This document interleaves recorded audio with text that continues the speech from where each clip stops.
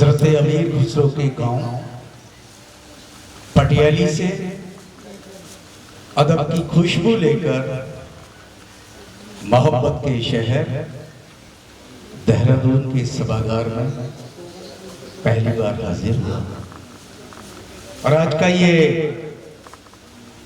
महफिल जिसके नाम सजाई गई, सफर यहां से शुरू करता हूं। कहा है कि एक कतरे की तमन्ना ले समंदर तक गई।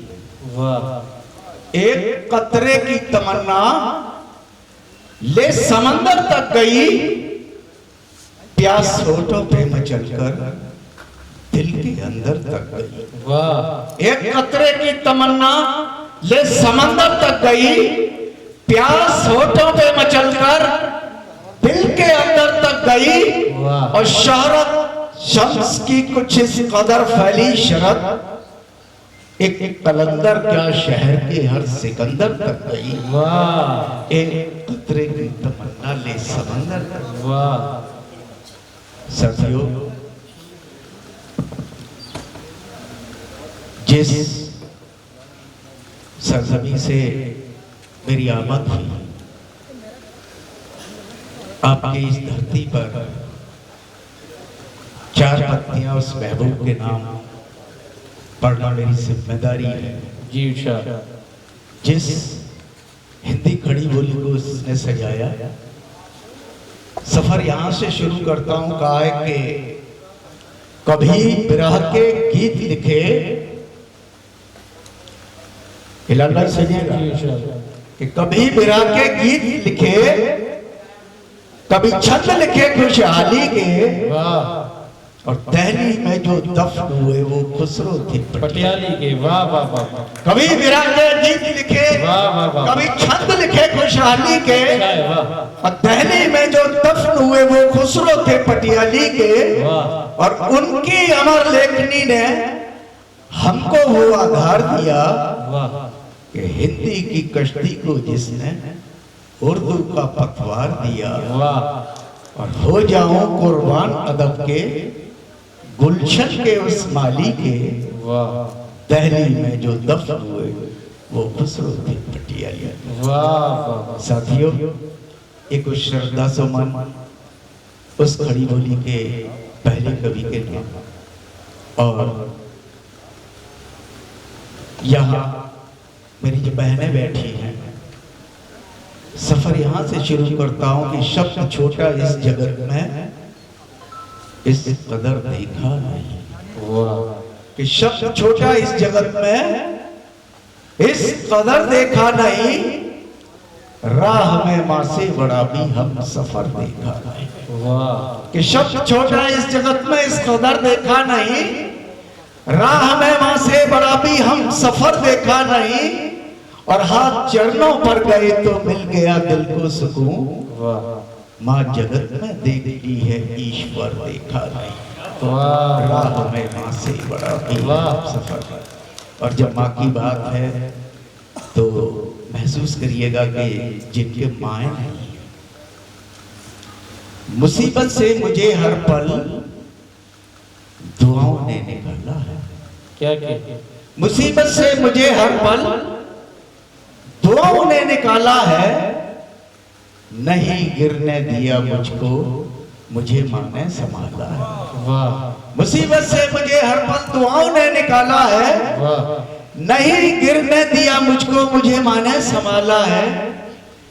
कभी जब याद आई तो चली वो ख्वाब में आया। कभी जब याद आई तो चली वो ख्वाब में आई। वही गिरजा, वही मस्जिद, वही मेरा शिवाला है। वाह। मुसीबत से मुझे हर पल दुआओं ने निकाला। बहुत अच्छा है। साथियों, अखबार के बहुत जिम्मेदार लोग बैठे हैं। मेरा भी एक छोटे से अखबार से ताल्लुक है। 17 मार्च को अमर उजाला में पढ़ा कि मुंबई की एक अरबपति मां, जिसका इकलौता बेटा अमेरिका में किसी बड़ी कंपनी में बहुत बड़े पद पर था, माँ को सरप्राइज देने पहली बार भारत आता है। मुंबई पहुंचकर जब वो बैल बजाता है, कोई आ दस्तक देता है, कोई सुगगाट नहीं। पुलिस को लाकर जब किवाड़ तोड़कर घर में अंदर जाता है, बेड पर माँ नहीं, माँ की लाश नहीं, एक कंकाल लेटा था। तब कहना चाहता हूं, तेरी सुनी जिंदगी में वाह जिसने उजाले कर दिए। क्या कहते हैं? कि तेरी सुनी जिंदगी में जिसने उजाले कर दिए, अपने मुंह के सब निवाले तेरे हवाले कर दिए। वाह तेरी सुनी जिंदगी में जिसने उजाले कर दिए, अपने मुंह के सब निवाले तेरे हवाले कर दिए। और दर्द का एहसास लेकर मर गई विश्वास में, तूने उस मां को अभागे रोटी के लाले कर दिए। तेरी सुनी जिंदगी जिसने उजाले, अपने गांव का दर्द जो गंगा आपके यहां से मेरे शहर में पहुंचती है, वो दर्द जब हमने गंगा वासियों का देखा, अखबार के नाते जहां वहां जाना हुआ, 4 पंक्तियां आपकी अदालत में रखता हूं, सुनिए। कहा कि मुफलिसी की गोद में जब बेबसी देखी गई, मुफलिसी की गोद में जब बेबसी देखी गई, रोटियों की जंग लड़ते जिंदगी देखी गई। मुफलिसी की गोद में जब बेबसी देखी गई, रोटियों की जंग लड़ते जिंदगी देखी गई, और कैद सूरज कर लिया है इस अमीर शहर ने। छटपटाती झोपड़ी में रोशनी देखी गई। मुफलिसी की गोद में जब बेबसी देखी गई। बहुत बहुत शुक्रिया। और एक छोटी रचना आपके बीच रखता हूं।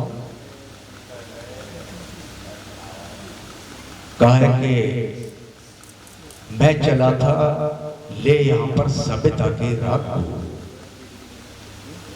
अब दिखाना चाहता हूं उस धधकती आग को कि प्रकृति की अनुपम छटा है गांव के परिवेश में। छत के आयाम मिलते हैं मेरे इस देश में, ले चलूंगा मैं तुम्हें अमराइयों की छांव में।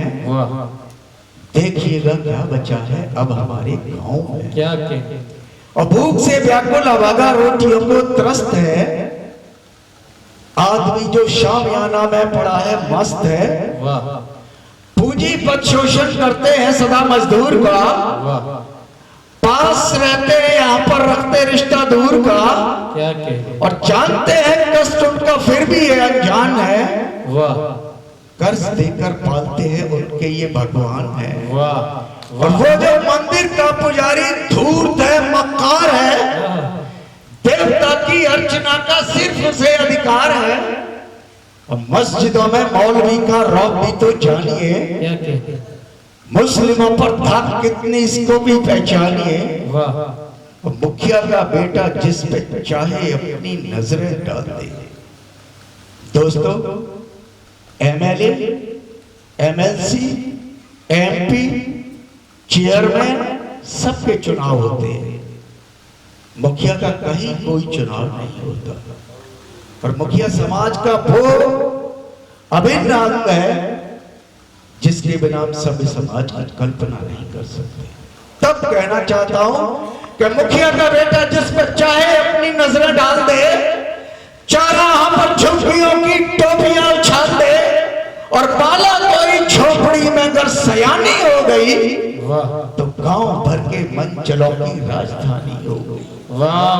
मुखिया का बेटा जिस पर चाहे अपनी नजरें डाल दे, चौराहों पर झुग्गियों की टोपियां उछाल दे, और बाला कोई झोपड़ी में अगर सयानी हो गई तो गांव भर के मंचलों की राजधानी हो गई।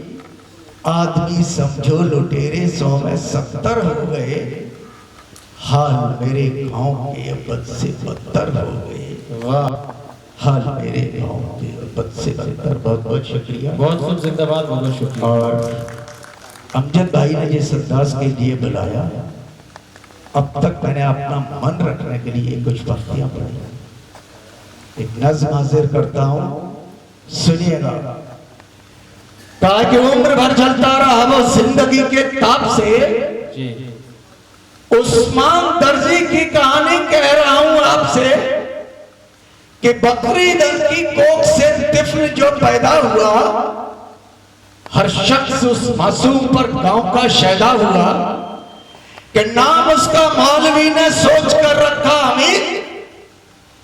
धामपुर के हर बशर को रहबरी की थी उम्मीद, बस 4 दर्जे पढ़ के वो पढ़ गया था खेल में। देखे दस्तक जा मिला था जिंदगी की रेल में, वो निडर जाबाज था, ना किसी का खौफ था। कुश्तियां लड़ने का उसको इंतहाई शौक था, और उम्र की दहलीज पर वो नौजवान बढ़ने लगा। मुल्क की खिदमत का उसको भी नशा चढ़ने लगा कि शहर बनारस फौज में वो नौजवान दाखिल हुआ। चाहता था दिल में जो वो उसे हासिल हुआ कि फौज का माहौल ही अक्सर उसके मन को भा गया, और खूबी एक किरदार से वो हमराहों पर छा गया। और होके ट्रेनिंग याफ्ता उसकी तैनाती हुई, छावनी के साथियों की 2 गुनी छाती हुई कि सन 62 में यकायक चीन ने हमला किया कि सरहदों की छातियों पर हर कदम नफला किया, और तोड़कर आइन सारे जंग में वो आ गया। और अचानक काफिले के हमीद के टकरा गया कि मंजर की ना पूछिए लाशों से फटने लगा। अपनी सेना लेके दुश्मन पीछे को हटने लगा। उस जंग की खातिर सिपाही से नायक बन गया, दुश्मन से हर हाल में लड़ने लायक बन गया। और 65 की भी दास्तान सच कहूंगा आपसे, हिंद से लड़ने को जालिम चल पड़ा था पाक से, और सर से लेकर पांव तलक लोहे से भरपूर था। मंजिले मकसूद पर जालिम नशे में चूर था, और सरहदों की छातियों पर धूल ही बस धूल थी।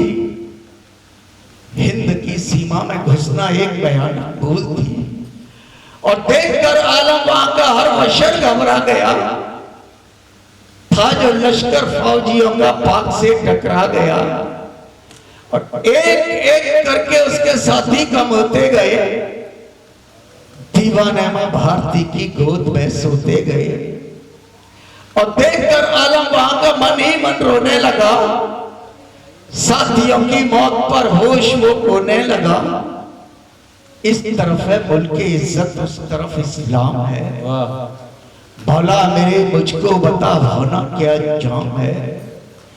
तब लाशों से आई सदा रूह तेरे साथ है, पीछे हटाकर दोस्त मेरे 2 वतन की मात है। इतना सुना हमीद ने और आ गया वो होश में, डट गया मैदान पर अपने पूरे जोश में, और बांध कर सीने से गोले रास्ते में डट गया। गुजरा वहां से कारवां, गोला यकायक फट गया, और टैंक के टुकड़े हुए दुश्मन दहशत खा गया। पाकिस्तानी खेमे में हर ओर मातम छा गया कि पीछे हटो बारूदों का जाल है। लगता है ये दुश्मनों की सोची समझी चाल है, और सो गया हमदम हमारा जंग के मैदान पर। हो गया कुर्बान आखिर वो वतन की शान पर, और मुल्क हिंदुस्तान है जिसका बड़ा नाम है, उस अब्दुल हमीद को लंकेश का सलाम है। जय जय।